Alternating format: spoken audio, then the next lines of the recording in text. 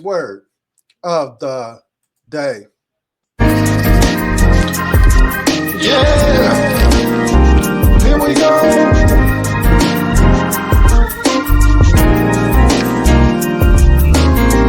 Are you picking up or putting down? Somebody say hello, feel this talk. You know how we do it in this space. We're trying to get our healing. Hey, it's Wayne's word of the day. Wayne's word of the day. Wayne's word of the day. Wayne's word of the day. Wayne's word of the day. Wayne's word of the day. Wayne's word of the day. Wayne's word of the day. Ha ha! Wayne's word of the day. Wayne's word of the day. Wayne's word of the day. I know y'all got it. I know y'all got it by now. Right where you are, on your couch, in your room, in your living room, wherever, in your bedroom, whatever. Come on, sing with Wayne's word of the day. Wayne's word of the day. Wayne's word of the day. Yeah. It's Wade's word of the day. Tonight, I want to talk about memories. I want to share some good memories with you. Hopefully, tonight you will share some good memories with me. That's what we're doing in this space. We're building community. But can I get you to make sure that you like and share the post itself? If you didn't do it on the way in, I know you're going to be sending up hearts and likes right now in the comment section, but make sure that you, make sure that you like and share the post. Yeah, like and share the post. We would appreciate it. You know what I mean? So we want to talk about memories. We always try to define a thing. So let me go ahead and define it. Basically, memories are mental capacities or faculties of retaining and reviving facts, events, expressions, so forth and so on. Memories. You know, I could, if I wanted to, spend a lot of time here talking about good memories. You know, just wonderful and marvelous things that have happened in my lifetime. Because I don't know about you, but I believe that one of the greatest gifts that God has given to humanity, that's you and I, humanity, is this beautiful gift of memory. Yeah, I think it's one of the greatest gifts that God has given us. In a sense, our memories allow us to revive a moment that was so special to us. That's the wonderful thing about memories. Can I suggest to you tonight that memories are special moments that tell our story? You know, in the church, we call it testifying. Yeah, we testify about some moment or some time or some event or some situation that has happened in our lives where God did something. Yeah, we call that testifying. That's why I say it's one of God's most wonderful gifts that he has given to you and I. Can I get somebody tonight to put your hand on your hip? Yeah, let your backbone slip and say, I know that's right. Yeah. It's one of the greatest gifts that God has given us. I mean, memories show us the endless possibilities. Memories can also make room for us to believe again, to celebrate again, to cherish again. They give us an opportunity to believe in something that is greater and even something that maybe even be truer than our present moment. That's why memories are so special. And here's the thing, as you begin to move out and stretch out in life, memories also allow us the opportunity. Hey, some things, hey, I ain't got to spend energy on, I ain't got to give it much time, but those things that have helped me, that have helped you, that have pushed you and compelled you and pushed you to the place that you are today, you can look back on those things. The old folk used to say something like this: when I look back over my life and I think about what the Lord has done, my soul cries out, hallelujah. What are they doing? They're reflecting, they're thinking back. There is a memory. They can remember the moment where God brought them out. They can remember the moment where God made a way. They can remember the moment where God put food on table, shoes on feet, clothes on back, if you will. Yeah. That memories give us an opportunity to once again reflect and think about, you know, what happens oftentimes when we get together with family and friends and everything. What do we end up doing? We end up going down what? Memory lane.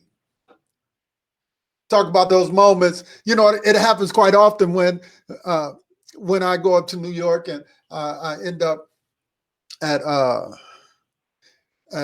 grandmother's house and everything, and sit there, and it's like memory lane, telling the stories of the past that we cherish, where there was love and all of those good things. So memories allow us to tell our story. Yeah, it allows us to tell our story. Can I get you tonight to say, I know that's right? Anybody know what I'm talking about tonight? You know how when you get together with the people that you love, that you cherish, and all of that, and you begin to tell the story. Sometimes you sit in front of somebody, and you know every time you get together, they done told the same story over and over and over. But every time they tell it, it seems like it's the first time. That's the power of memories. Again, they afford us the opportunity to tell our story.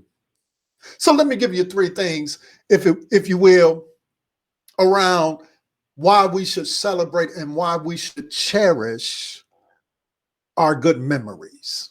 Yeah, I'm gonna give you three things tonight. You can write them down if you want, but yeah, why we should celebrate and why we should cherish our moments. And as I'm talking, you may want to say, hey, Pastor Wade, hey, I got a memory that I'm thinking about and I want to share with the people in the room. Yeah, the number is in the comment section. You can call in. It's all good, you know. So here it is. Celebrate moments that create elevation. What does that mean? That just simply means there are these moments that come in our lives that push us beyond our normal routine. There are these moments, these spaces and times that come along that push us beyond those spaces where we are comfortable, and they push us into the next dimension, if you will, of our lives. You know, that moment when you just made up in your mind that you were going, to get that degree. That moment in your life when you realize, hey, you know what? I can do better than this job. That moment in life that elevated you beyond where you were. Those are moments you should look back on and cherish those memories because they pushed you to go to the next level, if you will, of your life. Yeah. Those are great moments to celebrate and look at where the Lord has brought you from. You know, I remember, you can say, example, you can say, I remember when I first got connected in church and ministry and all of those things, didn't know nothing, but now look at where the Lord has brought me.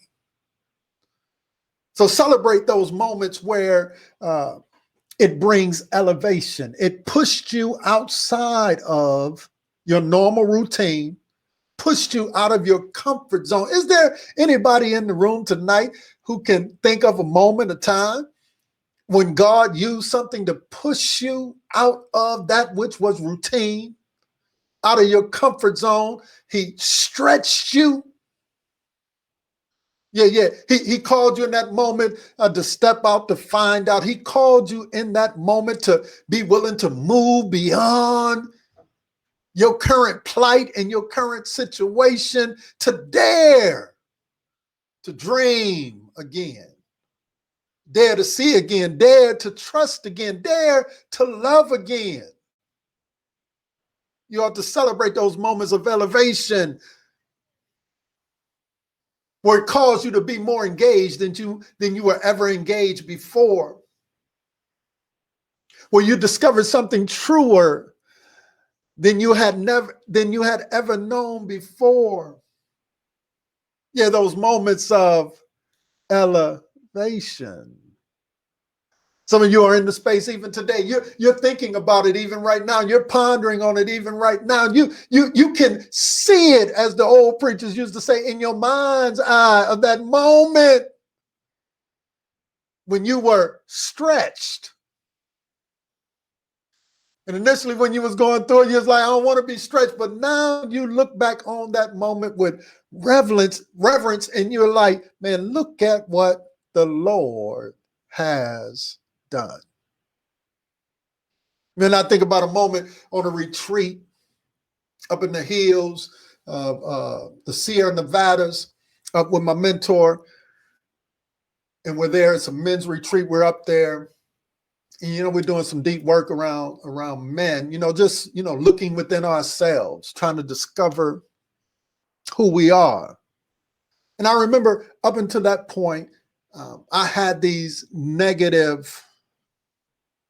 some negative thinking, even as it relates to myself. And I remember I made a statement, and my mentor looked at me and he said, don't think that way. And in that moment, there was a breakthrough for me. I can see it right now like never before. It was a breakthrough for me. And while I had to stretch myself, I had to get into a place of being uncomfortable and sharing in that moment. But I'm so grateful for that moment, because that was a moment of elevation. That's when I really discovered that I could do this. That's when I really discovered that this was my calling and the passion that God had placed on the inside of me, that I could be effective and efficient as it relates to what it is that I'm doing now. So I look back on that moment, even though it was challenging in that moment, even though it was a little stressful in that moment, but it was a moment of elevation of my thinking, elevation of my understanding, elevation of what it was as it relates to the purpose and the plan that God had for my life. Did you have a moment like that? That memory, that moment of elevation? That's number one. Number two, write it down. Write it down. Number two, celebrate your memories of achievement. Celebrate your memories of achievement. Can I come on in closer? Can I suggest to you tonight that sometimes it's all right to pop your collar? Sometimes it's all right to encourage you, especially if you put in the work and you put in the time and you put in the energy and you did it. It's all right to celebrate you. Some folk want you to always put on this false humility. But can I give you a little secret? Most of the folk who put on a lot of false humility, I'm not. Some are humble, but I've been around a whole bunch of folk, especially they got this false humility, but they some of the meanest jokers I know. See, sometimes it's okay to celebrate the fact that God used you, that God opened up a door, that God made a way, that you did accomplish that thing that nobody said that you could do. Yeah, that you did succeed in that area when others thought that you would be lacking in that area. It's all right to celebrate the memories of achievement. When you took that step, when you were like Peter, everybody else was in the boat, but you dared to say, I want to walk on water in whatever area that was, and you walked. It's okay to celebrate those moments of achievement. Let me say this to you. The number one reason that most people uh, leave their jobs is because the lack of appreciation, and recognition. That's the number one reason most folk when they talk about leave a job or whatever, lack of recognition, and in fact appreciation. So sometimes you got to learn how to just celebrate you. Be comfortable with the achievements that you have made. Sometimes you got to do like David and you got to encourage yourself. And that's all right to do. In those moments when somebody would tell you you can't do it, it's all right to grab that memory of when you did. In that moment when you come up against something and your faith wants and your fear wants to kick in and say, don't do it. It's all right to look back at that memory and say, God made a way for me. And if he did it before, he can do it again. It's all right to celebrate the memories of your achievements. Sometimes folk think you're being all braggadocious and all of those particular things, but I think about some of the things that we have done in terms of ministry that others thought that we couldn't do, and then folk want you to shut up on that. They don't want you to talk about it. When you actually accomplish the very thing that some folks said that you could not do, and then you do it, then they want you to be quiet. What kind of sense does that make? You know what I mean? That's right, Audrey Barnsley. I heard that. Said, I'm grateful. What kind of sense does that make? You know, you was my Sambala and my Tobiah all the way through the process, try to get me to quit, get you to quit, get you to stop. But you actually finished the work because you had a mind to work. You built the walls or whatever it is because you had a mind to work. And then they want you to be quiet on it, talking about you ain't being humble enough. What kind of sense does that make? It's all right to celebrate the memories of your achievement, because the truth of the matter is that keeps you moving into the next level and the next level and the next level.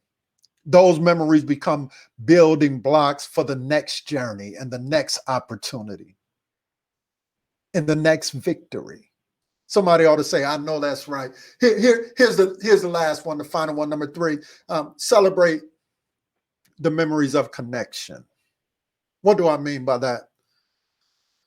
Because none of us operate in isolation. The truth of the matter is there is no such thing as pulling yourself up by your own bootstraps. The reality is, if we have achieved anything, we have achieved it. Somebody along the way has helped us.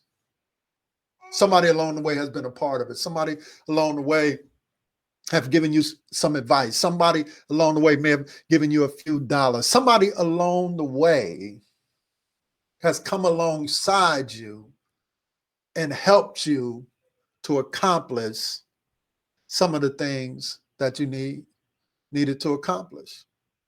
And so we have to learn how to celebrate the memories of connection. And while I understand that everybody don't come into my life for a lifetime, that being said, there were some people who came into my life at the right time, at the right moment. They were not destined to be there for forever, but they were destined to be there for that moment, that space and time. And we got to learn how to celebrate those connections. Most of the work that I'm doing right now, I think about in this space, even tonight, I see some people who've been rocking with me from day one, and I celebrate The fact that we move from being strangers to trying to work together in ministry to ultimately being friends. You celebrate those connections. You celebrate the folk who rocking with you, and that you rocking with. You celebrate those connections. Some of the greatest memories that I have is working with Lori and working with Verlin and working with others and accomplishing certain things that we needed to accomplish. So you celebrate those connections. Yeah. Celebrate the people who help you, the people you've been rocking with and you've been rocking with. I think back on those memories, and I got a bunch of them. I think about on all some of those memories, and every time I think back, there's a smile because there is love that came out of those connections.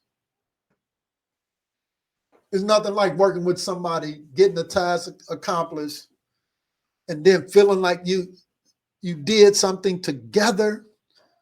Then when you come together, you talk about it. I think about the first time that I went to Mega Fest or whatever, and we took a busload of people or whatever, and just in that space, some of the people that we connected, and some of those people I'm still rocking with even to this day. And that all was birthed out of a bus trip to Atlanta for Mega Fest. And I remember it like yesterday, in a space, and we laughed together, we cried together, we fussed together. But it was in that space where we built connections to create the space and do the work that we're doing today. I remember Deacon Mark Morgan, just me and him coming together. Some of y'all around the country may not know what this is, but it's a Friendlies. If you're in Ohio, it's kind of like a Perkins or whatever. But just sitting in one of those spaces and just talking about what media looks like and how to be creative and all of those things. And out of that connection leads to the work that we're doing even today. But I think about just that moment of sitting there over breakfast, just chopping it up and thinking about doing work together. And then ultimately now, not only is he a deacon at my church, but he is a close friend. Celebrate those memories of connection, those moments of working together and celebrating one another. And I want to close it up with this because I think now back to Joshua chapter number 4. Joshua chapter number 4. This is the second time that the Lord has parted the sea. And Joshua now looks at the 12 sons and he gives them instructions. He tells them, hey, what I want you to do, I want the 12 of you to go out and grab a stone. Yeah, grab a stone and sit it here. Can you imagine them looking at Joshua and saying, man, what do you want us to get a rock for? We trying to get over to the other side. But he says, I want you to get a stone and I want you to set it at the place where we walked over. And he said, when generations after this come and they ask, what do those stones mean? Yeah, what do those stones mean? You'll be able to tell them this was the moment that the Lord opened up the Jordan and allowed us to walk over on dry ground. You'll be able to tell the story. You'll be able to tell the memory of that day of just how good God was. And just like Joshua in them days, that's what we're doing today. We are, in fact, creating memories, creating stories of the goodness of the Lord in the land of the living. And we're trying to share it to remind people. Yeah, that's why you tell your testimony. That's why you share your story, to remind people that God is, in fact, good. and he's good all the time. Is there anybody in the room who's picking up what I'm putting down? That, yeah, just like John, he said, lay these stones out so that when your children's come, you'll be able to tell the memory, to tell the story of how God did it. Why is that important? Because if he did it before, he can do it again. So share your memories of elevation, that moment where God, in fact, challenged you to get out of your comfort zone and step out to find out. Celebrate your achievements. It's all right to pop your collar. And then celebrate your connections, the people you're rocking with, people who have helped you along the way, that you have built memories together. Is that all right tonight? If you were blessed by this word on tonight, if you were blessed by this word on tonight, if this word has brought value to you on tonight, can I get you to just type in right there in the section comment and say, man, this blessed me tonight. And if it blessed you, then you ought to text, tag, and tell somebody, that this word might bless them as well.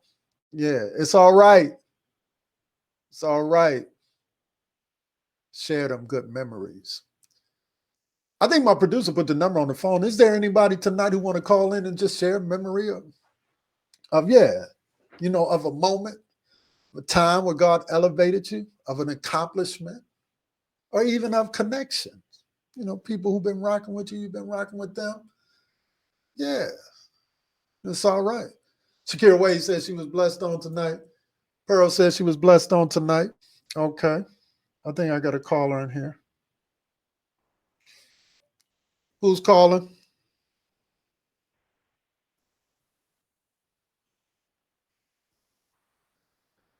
Pastor Wade. All right. I'm going to put you on.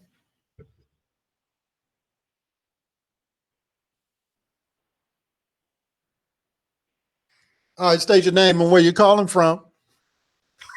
Shakira Wade, calling from upstairs in Woodbury, Connecticut.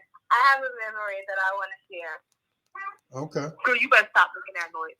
Okay. So I remember, this is a memory that I always have, and it may not be a big deal to her, but it's a really big deal to me. So me and you were like newly engaged, and I think it was my first time going to Warren, Ohio. And we went to the church there. We went to your family's church, and Miss Linda Smith, who was Auntie Linda, she comes on way good every day. Mm-hmm. I felt so uncomfortable, like, oh my gosh, everybody's looking at me, everybody, this is going to be the first lady of the church in Connecticut. So I'm like so nervous. So she pulls me aside. She goes, girl, you're going to be cleaning toilets at the church. You're going to be doing, I'm just like, I ain't cleaning no toilets and nobody's doing it. I'm like, if that's a requirement, I don't want to do it. So I'm like, she's giving me these great stones, this great advice. So maybe a year later, we're in the church, me and you in the church, and we have something going on, and it's just me and you in the building. I'm in the basement, and I'm in the bathroom cleaning the toilet. And I'm like, how did I end up here? But I just thought I always appreciate and love Auntie Linda because it was just, she gave me such good advice, and it really was to just be selfless and to really just be giving of myself and unconditional. And I think it's things that when people give you advice like that, it's not because they want you to be perfect, but it's just out of love. Mm-hmm. And I think I never thought that in my life that I would ever be in the church cleaning a toilet. But it was bigger than that at that time for me because I'm just like, wow, me and Aunt Linda, we connected. Mm-hmm. Somebody who understands what I'm doing right now. So that's a memory I always have, and I love Auntie Linda for that. All right. Well, thank you so much. We appreciate it. Can you give me a little more energy? Like, you're supposed to be like, oh my God. I got it. Oh my God. That was a great story. It was wonderful. I'm tearing up. You see the tear? it just touched my heart so much. I appreciate it. Thank you for sharing. Thank you for sharing. No problem. Thank you for sharing. Yeah. So, hey, that was a great story. That was a great memory. Yeah, that was a great memory. Hey, I think I'm going to take one more call. If you want to call in and share your memory, come on, talk to Pastor Wade tonight. It's Tuesday night. We got a few more minutes. Who else going to call in tonight and talk to us? All right. My mom said beautiful. Everybody saying beautiful. Mom saying sweet. Okay, pick up the phone and call. I want to hear your memory. Come on.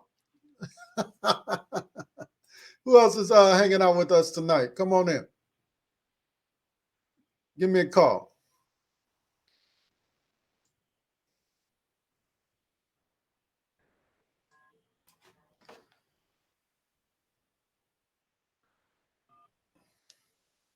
All right, we got another caller. Who's calling in? Whitney. Okay, Whitney. Hold on a second. All right, Whitney. Go ahead. Tell us your memory. Hey, good evening. So my memory is going to church as a kid. Just going in, you got to go there because my mom said go. And one day I'm sitting in church and Reverend Davis is preaching. And the church is quiet, but Christmas is coming up. And out of nowhere, he says, Santa Claus isn't real, children. On that day, he opened my ears. I paid attention in church, but I couldn't really get into it. I couldn't believe that he said that with all the kids in the church. And from that day on, I listened to every word he said. Yeah. And then he brought this young assistant pastor in. Yeah. And everything he said, I listened to it. That's you, Pastor Ray. Yeah. Hung on every word from there. And on that day, I